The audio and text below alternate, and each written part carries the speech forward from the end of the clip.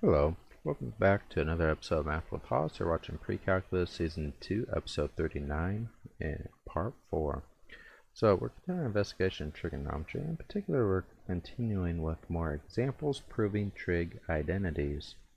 So let's go ahead and look at this one.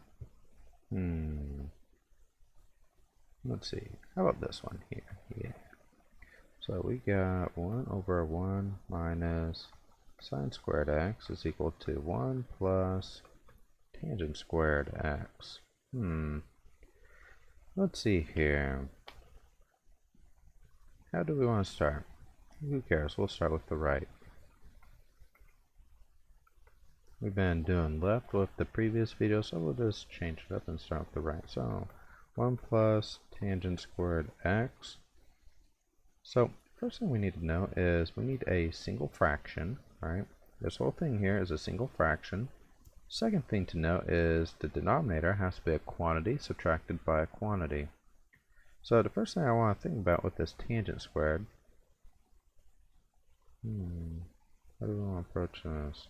Actually, it's rather easy. So what we want to do is recall the fact that 1 plus tangent squared is equal to secant squared x. Cool. Well, secant squared x is the same thing as 1 over cosine squared x. Well, 1 over cosine squared x is the same thing. Oops, I don't know what I just did there. There we go. Well, 1 over cosine squared x, same thing as 1 over 1 minus sine squared x. Done. You're probably thinking, what? So let's retrace our steps here. So we used the trig identity here. Okay, so this is one of our Pythagorean identities. Then we use this Pythagorean, or not this Pythagorean identity, but the fact that secant squared is equal to 1 over cosine x. Then we just use the fact that cosine squared x is equal to 1 minus sine squared x. This follows from the fact that sine squared x plus cosine squared x is equal to 1. So as long as we have our trig identities memorized, these are really not that bad. Might feel ripped off, so maybe we'll pick another one.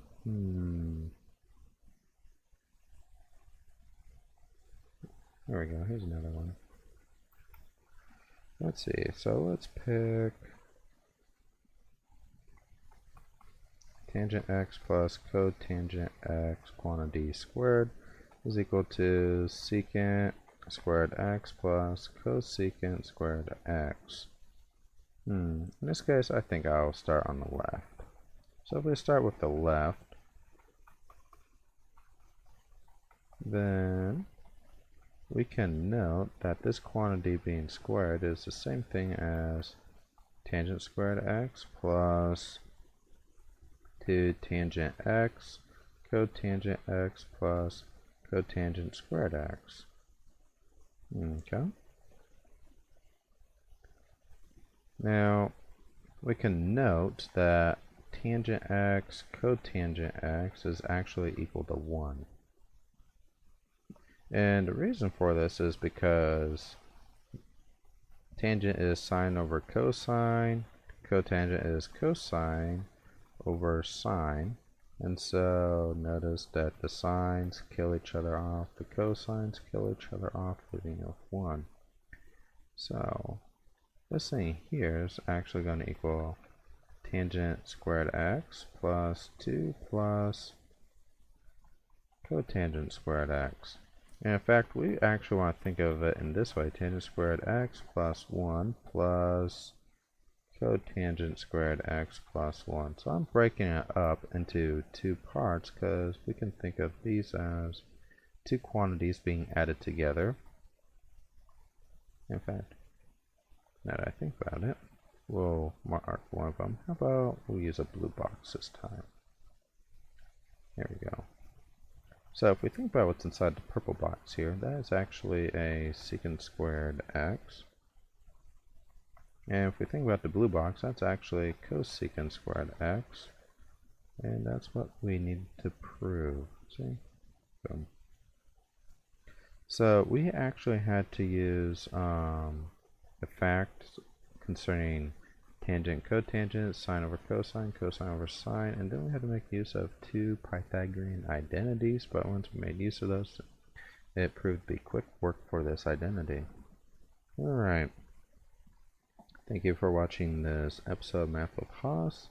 If you've been enjoying our content, please subscribe to our YouTube channel and consider supporting us financially on Patreon. Thank you for joining our math party, and I'll see you next time.